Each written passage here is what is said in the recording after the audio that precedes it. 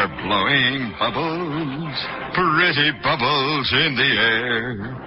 La cha cha da cha, la da cha da cha, la cha cha cha. Follow the bouncing ball, will you, Fred? La cha cha cha. Bring it up there a little bit, Corey. Thank you.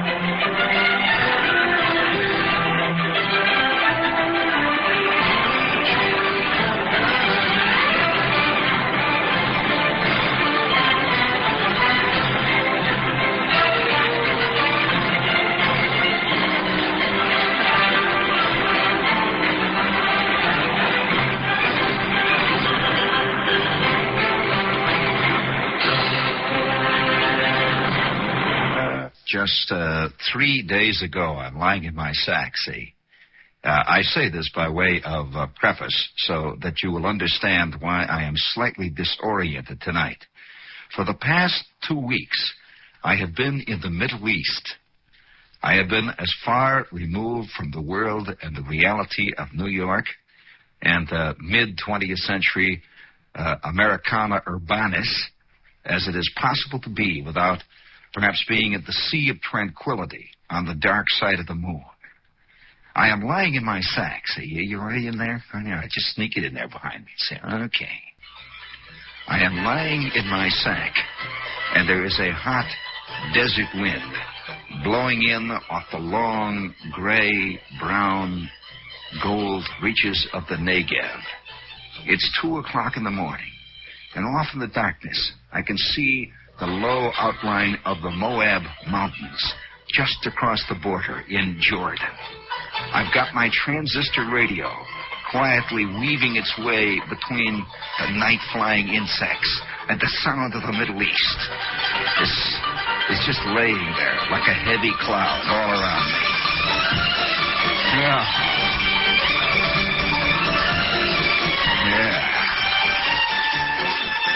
And I could smell just the edge of the Red Sea just slowly drifting in, as it does at night when the cold air hits the surface of the warm water and raises just the slightest edge of condensation. It never gets far in the desert, but the aroma does. You can smell the ancient Red Sea. Oh.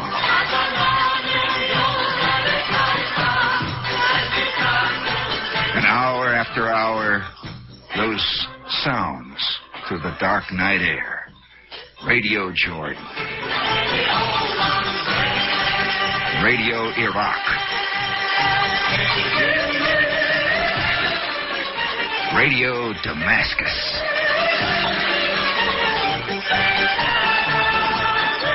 Radio Tel Aviv.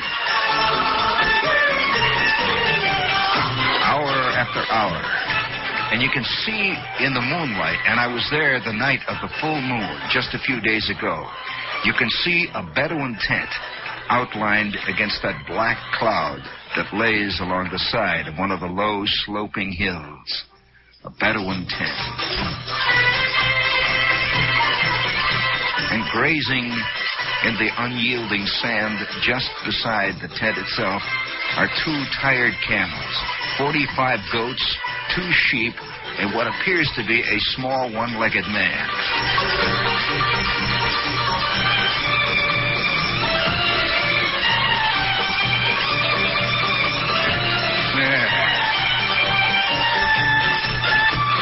There I am in my sack in a cold sweat with that strange desert wind playing over my forehead.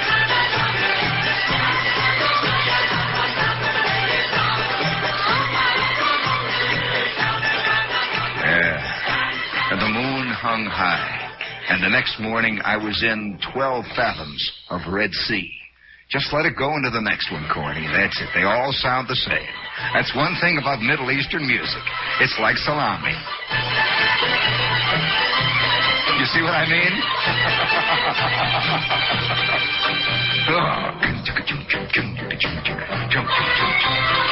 Oh, that's it. You know, it's hard. Almost impossible to know where to start. I have, as I said, I've spent the last 2 weeks. You probably, it's the peculiar. You know, once in a while, I would look at my watch somewhere. Like I remember sitting on a horse, going up the side of a hill. It was an Arabian, by the way, going up the side of a hill in the Upper Galilee. And I glanced at my watch, and I remember saying to myself, you know, I will be on in New York in about 10 minutes. It's a very strange feeling to be so removed and so completely cut out and hacked off from the, I guess it's almost impossible to realize the unbelievable gulf of difference I suppose you can even say not only difference, but it's almost like an ocean that exists between so much of the world that you read about in the paper all day long. And you read the news items about this country and that country, and they just sort of look like type on the page, but the fantastic gulf that exists in reality between those countries and the country that all of us accept as so much part of our world. And it is our world. And I glanced at my watch, and this horse. Of course, you've got to understand, too, that the Galilee district is practically made out of old rocks, stuck out of these arid hillsides. And this horse was far more efficient than I was. You don't mess around with the horse. He's climbing over the rocks and grunting and sweating, and once in a while turns and yells at the horse behind him. We're struggling up this hillside. The horse ahead of us finally kicks my horse in the mouth. My horse shies and jumps over a rock fence, and I just stay there. I just stay. And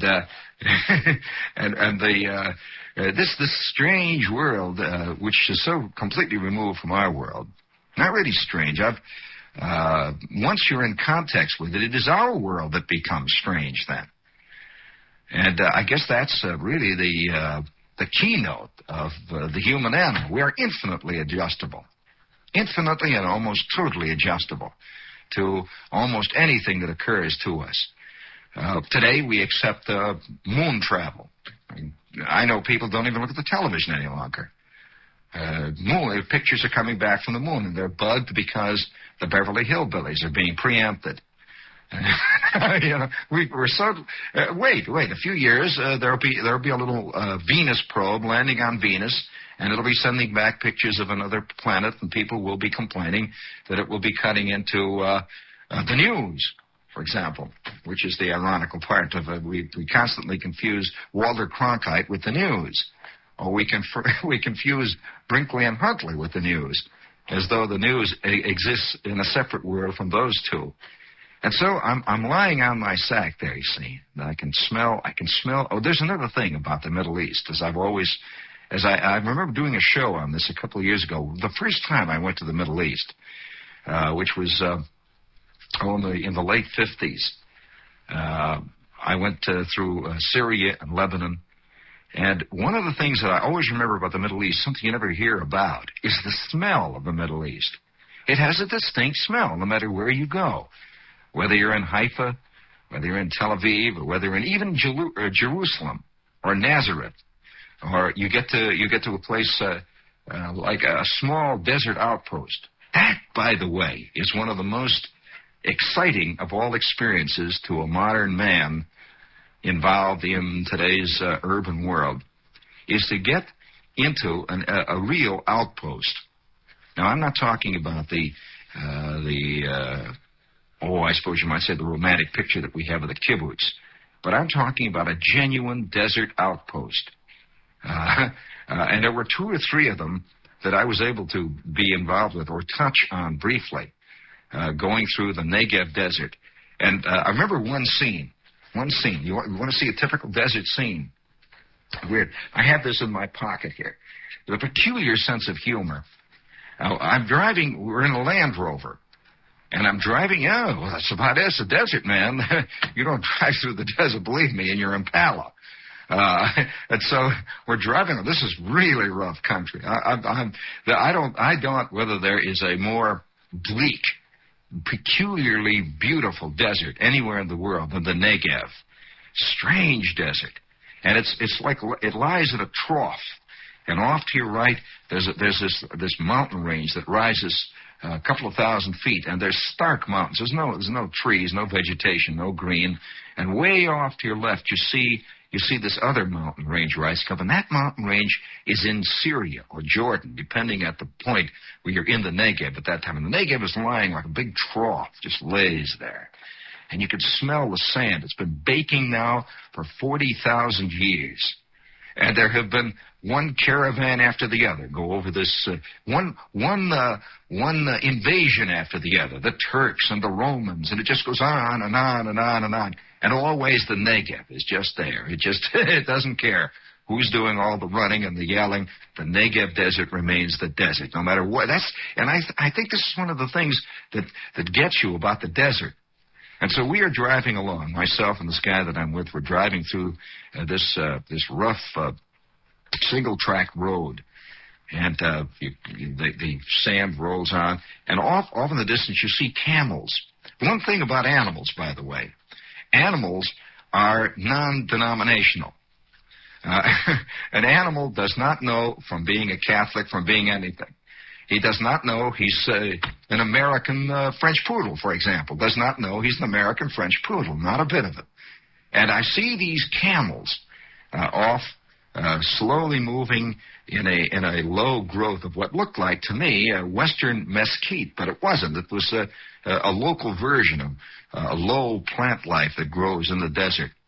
Very arid, very hard, rough plant life that looks like it's 20,000 years old. There are some trees there, they say, that have grown in that desert that authenticated some trees that are over 3,000 years old.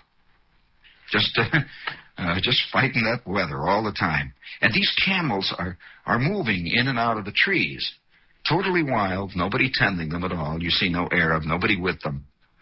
And the guide says, the funny thing about Arabs, or rather about camels. He says, you see those camels of them, where they see these camels moving along. Have you ever seen camel moving? There's a strange, clumsy kind of grace, which sounds like a contradiction, but it is quite true of a camel. Camel always looks like he's going to fall over. He moves, but when he lunges, when he moves, when he walks, his whole body goes, and he walks, and they look, and they're very alert, and they're very vicious, A camel that is wild is a bad scene. You don't go over and pet the pretty camel and chuck him behind the ears. And they spit. Oh, I'll tell you, they tell me that a camel, believe me, can knock a fly off the trunk of a tree at 40 yards and decides what eye he's going to hit him in. And they just lay it out. So this camel's walking along. And the guy who's in the car with me, we're sitting in the Land Rover, and he says, those are Jordanian camels. Those are camels from the other side, the other country. See, this is an enemy over there. And he says, those are Jordanian camels.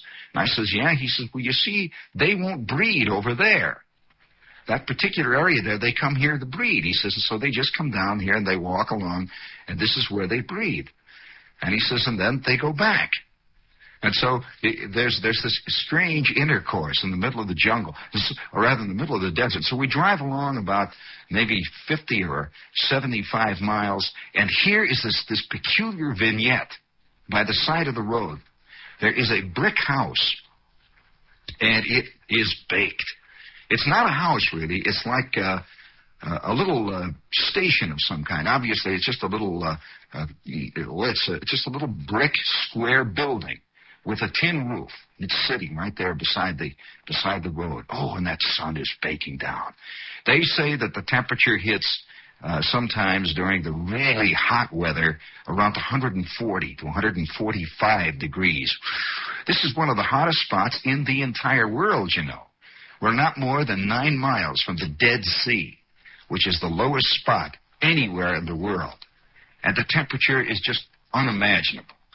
Of course, it's very arid, So you can say that for it. There's no humidity, but let me tell you, 30 seconds out in that sun, and the blisters are sticking out from your skin like an inch and a half tall. And here's this building. It's just sitting there by the side of the road. Building. And there are two men who are stripped to the waist. And you can see that they are burnt so deeply by the sun, so completely burnt through by the sun, that they have a strange kind of animal quality about them. They're so deeply involved with the earth and the nature of the thing that they're in, the desert, that they have this gaunt, high cheekbone, slit-eyed, leather-skinned quality about them. And these two guys are standing outside of this little hut, this little tiny brick shanty out in the middle of nothing, in the middle of the Negev desert. And sticking out of the ground in front of them was a pipe, just like the kind of pipe that you have in your lawn that brings the water. And sticking out is this little pipe, and the water, there's a little water squirting out of it, you see, and this one guy is sucking at the pipe. He is drinking water. And he's got this pipe turned on, and I had no idea what they were doing, what this little house was about in the middle of the desert. But these two men, these two gaunt, high cheekbone, slit-eyed guys, one was sucking at that pipe, you see the water dripping. And we drove past. They didn't even look up. Can you imagine? In the desert, they don't even look up. The only car that's been through there probably in the last 3 weeks. And they didn't even look up. One guy's sucking away, and we go, rah, we drive past, raising the dust. And one guy sort of casually just watches us a little bit, and you could see his ribs sticking out. And we went roaring off into the desert, and that was the last scene. And right now, at this moment, right this instant, those two guys are still out in the desert. Don't ask me what they were doing. Because I asked the guide what they were doing. He says, I don't know. He says, I don't know what that is. He says, it's some kind of an oil pipeline or something they work on. And that's it. And we went roaring off into the distance. We were heading south down towards the Red Sea. Before we go any further, speaking of deserts, this is WOR AM and FM New York. And we've got with us Rover, which leads me to, I'm not, it's a funny tie-in, but we've got with us the Rover car. And I didn't even mean to, there's no connection with the commercial, but the Rover 2000 TC, which you heard me talk about, is built by the same people who build the Rover. By the way, if you get a chance to see this movie, I saw a preview of it. It's one of the best movies I've seen in a long time. Born Free. I never could conceive of how they could make this into a movie, and it is superb. And one of the chief actors in this movie is a Land Rover, on the top of which this monstrous lion sleeps. Nevertheless, these are the same people who build the Rover 2000 TC, and if you're looking for a great car, we would like to suggest you find out about this one. It is great. And while we're on the subject of man's ills, we have a note here from Targard, which we've been talking about for a long time, and it is to this effect: every regular cigarette smoker, whether he smokes filters or not, lives with an absolute fact. He will be taking as much as a pound of hot, sticky tar into his guts every year. And this space-age technology, what it really is the Venturi principle. We could go into that. It's the same principle that you use in your refrigerator. The Targard literally distills out of the smoke that you smoke. It distills the tars, and it makes you sick. I'll tell you, after you see people smoke about 5 cigarettes, and then they open this thing up, and oh boy, it looks like 45 dead grasshoppers have left their mark. It does. It looks like that stuff they used to call tobacco juice. You remember when kids would catch a grasshopper and you get the grasshopper to spit? You ever get one to do that? That's called tobacco juice. It looks exactly like, I guess kids didn't know that it really is tobacco juice. So that's a Targard. You'll find it at your drugstore or your cigar store, and I'd suggest you pick one up. It might save something out of what's left. Now, let's get back into the world of... you want to hear one of those strange little notes? I hope this talk of... this I'll have to explain before I go any further, the preface of this. I've traveled, as you probably know, those of you who've listened to the show for any number of years. I have traveled around the world a couple of times, and I've been many places. I've been to the regular places that the usual American tour. You know, there's a big difference between a tourist and a traveler. To me, the tourist is on a very different kind of journey than a traveler is on. A traveler is usually an ex-tourist. There's a big difference between the two, though. He's not going after the same thing. I suppose you might say it's also the difference between a man who spends his time reading big potboiler bestsellers, you know, the Marjorie Morningstar,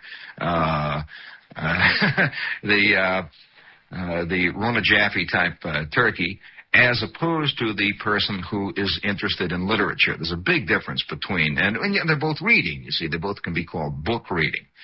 And so after having traveled for a couple of years, I became a traveler. I found myself looking at a country with a knowledgeable eye. It's like a man who becomes almost a connoisseur of wines. You know, at first, when you drink a wine, all wines taste the same, but after you've had a few wines, you begin to tell the difference. And then after a while, you can tell the difference within the differences. And ultimately, you become some kind of a connoisseur. But this trip, which I just finished, was a trip that was different to me in most ways because I was going into a part of the world for a specific reason that I don't often travel for, and that was just to, I suppose you might say, indulge myself. I did not go to look at monuments, even though there are monuments in the Middle East. I say that once you've seen a ruin, you've seen pretty nearly all the ruins. And I've seen plenty of ruins. As a matter of fact, you know, the curious thing about ruins is that I'm more interested in human ruins than I am interested in stone ruins. In fact, I remember, of course, the little incident. I remember being in a hotel elevator in Haifa, and there were 7 fascinating human relics riding in this elevator with me, and all of them had blue hair, in case you're interested, and flowered pink dresses.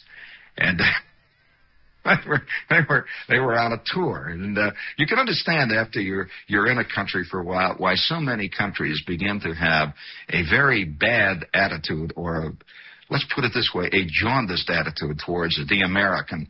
Because I don't think there's a country on the face of the earth that turns out more tourists than America turns out, and so few travelers.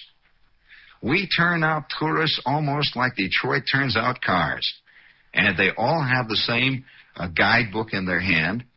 They all have the same irritated look on their faces because they went down to the desert restaurant, and it turns out they didn't have fresh orange juice. And oh boy, I'll tell you, these people. Sometimes you sit there and you hear them talk, and you put your head down, and you say, oh, come on, gee whiz, you know, I'm an American too, and look how rotten you're making us seem, and there's some lady yelling because the ice water ran out in her room. You're in the middle of the desert, and she's very irritated about it.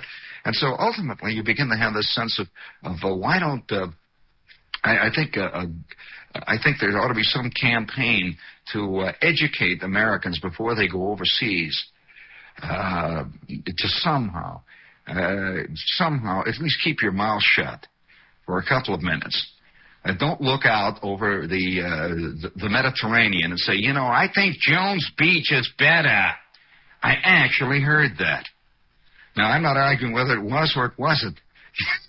It's that kind of thing. I heard a girl look out over that fantastic deep blue Mediterranean with that golden sand, and she said, so what's with this? At least you can get some hot dogs at Jones Beach. And she said it with this loud voice that just echoed and echoed, and all these people sort of turned and looked, and I had this sad feeling. But anyway, the things that I did in this country, I was in Israel, in case you're interested. I went to skin dive. I went to experience physically the Middle East, which is some of the most exciting real estate in the world, anywhere. And here's a little note. I copied this. Here, I've got it here. I've carried this in this wrinkled little piece of paper for 40,000 miles. I am coming along the edge of this incredible canyon in the Negev.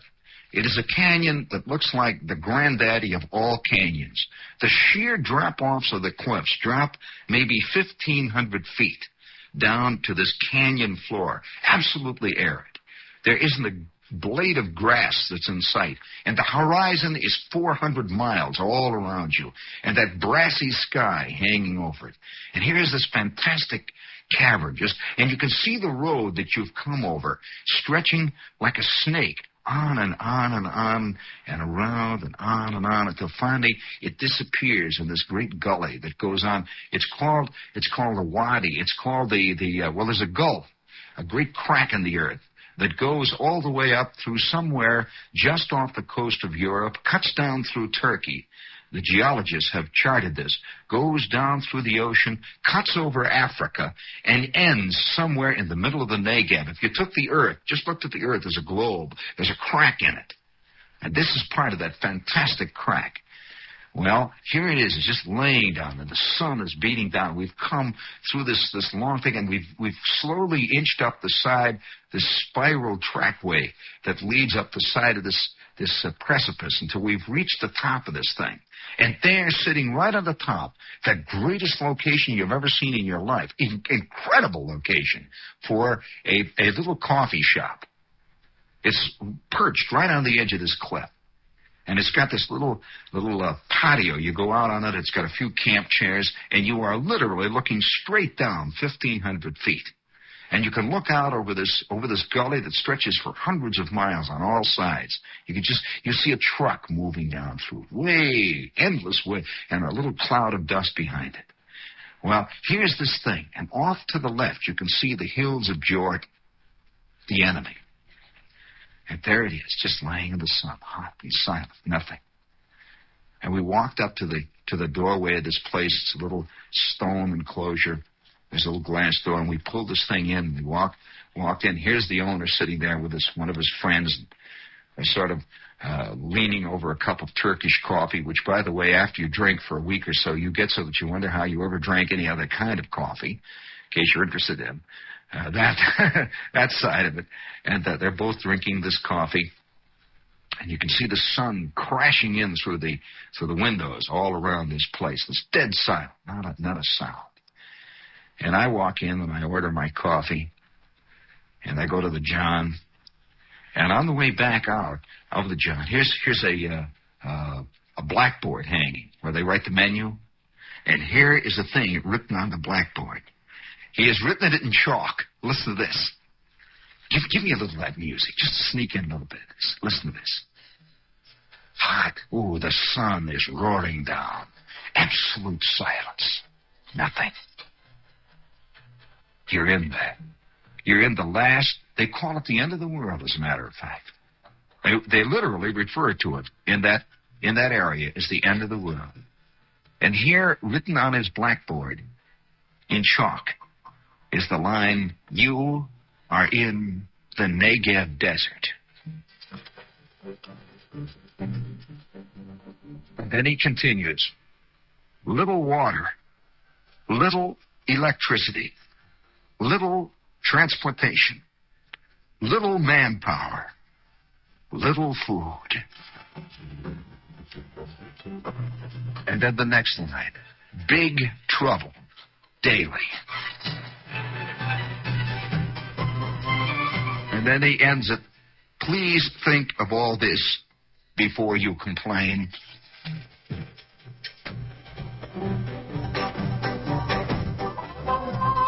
Wow. What a strange place to have a sense of humor. You are in the Negev desert. Think of this before you complain. And we're sitting there and drinking our coffee, and I look at this thing, and I write it down, see. Here's part of his little napkin, see. And I go over there and I write this thing down, and I come back, and the guy who was taking me through the desert is a Romanian. And boy, a hard, tough Romanian. I don't know whether you've ever known a Romanian, but these are very special people. He kept saying, "Unbelievable." He'd look up at the mountain, he'd say, "Unbelievable." I'd say, "You're right." He'd say, "Unbelievable." He's been looking at these same mountains for 20 years, and he still says, unbelievable. Look at that. And then we go another 15 miles, and the sun is getting lower and lower like a great big round blood-red disc. It's beginning to cool off, and the partridges keep running. The Negev Desert, by the way, is just crawling with wildlife, but you have to look very carefully to see it. Partridges, it's like flies. They run up and down the hills in great storming flocks, and they run across the road. These Negev Desert partridges. And you can see the tracks of camels that have moved up over the hills. And we stop with that big blood red sun. He says, unbelievable. Just unbelievable. Unbelievable. And I says, but Ziggy, you've seen this for 20 years. Unbelievable. And we drive on. And that's what the desert does to you. You just can't stop. Now, I have known people who think that the desert is ugly. I have known people who are frightened by it just to look at it. I have known people who have been transported by it. This, by the way, in case you're interested, is some of the country that Lawrence of Arabia really worked in during World War I. And for those of you who saw the picture, this is partly the world that he just encroached on this area down around Eilat, which is where we were heading for. If you get out your map, take a look at your world map, and you'll see where this is. You'll see Saudi Arabia, and you'll see the Red Sea. You'll see Egypt, all of them coming together right down there in one long point. Israel comes down on the point, and the Negev Desert is the whole lower part of this triangle, which reaches right down to the edge of the sea. And there's a tiny dot on the map called Eilat. Now, I found out some interesting things, at least interesting to me, that if you take a look at a map of the Negev, or if you take a look at the map of that part of Jordan or that part of Egypt down around the Red Sea, you'll see towns marked on that map. You'll see names, little black dots. Well, it is only when you're there that you learn that these are non-existent towns. They're towns that are biblical names that maybe existed 3,000 years ago and no longer exist. There's just nothing but long, flat expanse of sand. And there's a little note there, something like Ada Bel Ali Sham, a name like that. You wonder, well, where is it? And there's a little sign points there. There's that big, flat expanse of sand. It is a place where people once lived thousands of years ago, and they still are on the map. It's a little eerie to drive along to skirt the edge of the Red Sea and come on a sign that simply says Sodom. We were in Sodom, the famous Sodom of Sodom and. And there it was. And I thought, gee, it's kind of funny, be here, and you wonder how people could have had so much fun in such a fantastically rotten place. You look around and there's nothing but waste. It's just unbelievable waste. As Ziggy, my Romanian friend, isn't that a great name, Ziggy? As my Romanian friend Ziggy was unbelievable. He looks out, and here is this wasteland, and there's this little lonely sign that says Sodom. I'm waiting for Hilton to open a hotel there. Kind of like the idea of the Gomorrah Hilton. And we drove on past Sodom, which is just a sign, and you can understand in a way. I mean, if it was like that in the days when Sodom and Gomorrah were really in business, you can understand why the natives had one fantastic ball. There wasn't much else to do, after all. And laying up against that is this sheer cliff, and outlined against the sky. And, incidentally, this sheer cliff is composed of a mountain, not really a mountain, it's a cliff. It's like a long, high, craggy, rough-looking, impassable ridge. It looks like a mountain, really, but it looks like a cliff and a mountain all combined, totally made of salt. It's this white, gleaming, strange, cutting salt. It's salt. And they're mining the salt there. This is a genuine salt mine. You've always heard of being sent to the salt mines. Well, they've got them there, you know. And you see this it's kind of a pillar standing up against the skyline. And he says, that is legendary. That is the legendary. See, look now watch. When we get to this point, he says, I stops the car. Now watch. See that up there? Look. See the sun? That is Lot's wife. And that is a legendary sight. This pillar of salt that is part of the legend of the area. Of course, it's a legend, you see. But that's legendary that this is Lot's wife, this pillar of salt, standing up against the sun with the wind howling around it. And this is Lot's wife. And so we drove on, and about maybe 10 or 15 miles further on, here are three people sitting on the side of the road. An old man, he must have been 85, and a young woman. I would say she was probably around 30 or so, and a little tiny kid. And they're just sort of huddled there next to the road with a fantastic sun laying down on them. The sun is just, the sun in the Dead Sea area has to be felt to be believed, and then even then you can't believe it. You know, the Dead Sea, when you start driving to get down into the Dead Sea, you drive through, well, I can only say this, having seen the pictures from the moon. Now, I would say that this area looks a heck of a lot more like what you thought the moon should look like. But the moon really doesn't. From the pictures that have sent back, the moon looks pretty dull, doesn't it? But this landscape is the wildest, the most insane landscape I've ever seen in my life. And we came winding down to these fantastic rock and salt cliffs. Just high, they tower above you, and they cut down deep into the earth. And as we drive, can you imagine going down so deeply into the earth, into a huge trench in the earth, that your ears pop as you go down? It's unbelievable. As Ziggy would say, unbelievable. Well, we slowly snaked our way down, and we stopped about halfway down. And we got out of the car and walked over to the side of the road. Here's a cliff that dropped off straight off down, and you could see these gullies and these gnarled and twisted little hills and cuts. It looked like it was almost totally unapproachable. And Ziggy is pointing. He says, see now, look. He says, here. And he rushed back into the rover, and he got out a pair of binoculars, and we are looking straight down. And he says, now, you see over there. He says, now, watch, over there to the right. Just a little bit. See these big rocks there? And I says, yeah. He says, now, to the right. Now, look, you see that little hill down there? And I says, yeah. He says, now, do you see on the top of the hill with that little straight line there? And I says, yeah. He says, let me tell you. He says, you wouldn't believe. It's unbelievable what that is. And I said, what is it, Ziggy? He says, that is a Roman fort from the 3rd Legion.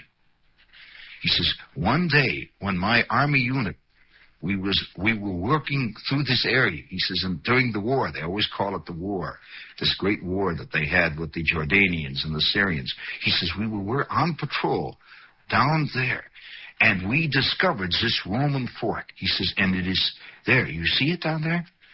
And I says, well, haven't anybody gone down there to archaeologists and investigated what's there? He says, well, there's many things here no one has looked at yet. And I'm looking down there through these glasses, and there is this little square, and you can see it's what's left of a Roman fort of the 3rd Legion. And so we continued on down to the Dead Sea itself. And there it is, the Dead Sea, just strange looking. It isn't really a sea, it's a lake. Any place else in the world, it's a lake. But it is a lake of such viscosity, such brackishness, that you can't comprehend this. The water is literally thick, like number 10 oil. And yet it's the most beautiful blue-green color. It looks like a jewel lying there. Just like a beautiful jewel. And all around the lake itself is this incrustation of salt. Thick and white. It looks like the lake is rimmed with a high snowbank. It just lays all around. And the hills, of course, it's in a huge bowl. And on one side of the lake is in Jordan, and this side of the lake is in Israel. and nothing. Total silence. And down on the shore, there are 2 or 3 little old ladies who have been brought in by car to float in this brackish water for their arthritis. And the water is hot and has a curious quality like old bath water, but thick old bath water. But it's a beautiful green color. And the bottom, as you stand and look in at the bottom, it is a strange, unearthly bottom, a kind of a yellowish, whitish, thick kind of bottom. And it slants away quickly. And I asked Ziggy how deep this lake is. He says, well, they say maybe 3,000 feet. This lake is a deep, thick trough that lays down there. And you can smell the water. Well, we drove on up past the lake, and finally we came to these 3 people sitting there. They have missed the bus. The one bus that goes through there every day that heads down to Eilat, and they have missed it. And we picked them up. And these people got this old man, this jovial old character who'd lived in the desert all of his life, and this girl who was his daughter, and this little tiny grandson who just looked at me with these big eyes. He spoke no English. He just looked at me all the time. And instantly when they got in the car, the old man takes a big basket and he rips it open, and he gives both of us grapes, these big, fantastic grapes that they grew in the area where he was living. Seriously, grapes. And he gave us the grapes, and we drove on through the desert with that sun just skimming the edges of the hills. And then about 15 or 20 minutes later on, we moved past King Solomon's mines. Do you want me to tell you about King Solomon? This is the real King Solomon, you know. And these are his mines. You know what he mined there, don't you? These were copper mines. And copper in those days was almost like the gold of today. And it was these mines that made King Solomon one of the great rich kings of his time. And there they are, still being worked. King Solomon's mines, just an hour or so from Sodom, right next to Gomorrah, on your way to the ancient Red Sea. Do you want to hear more about this tomorrow? We have just begun to scratch the surface. Tomorrow night, I'll tell you about Shepherd at 12 fathoms. Shepherd skin diving, swimming underwater for 1 mile along this fantastic coral reef, the same reef that Cousteau, Captain Yves Cousteau of the French Army, filmed almost all of his famous film, The Silent World. Did you see this? And I am swimming, and all of a sudden, we are at the Egyptian border, underwater. Do you want to hear about that tomorrow? Oh, keep your knees loose.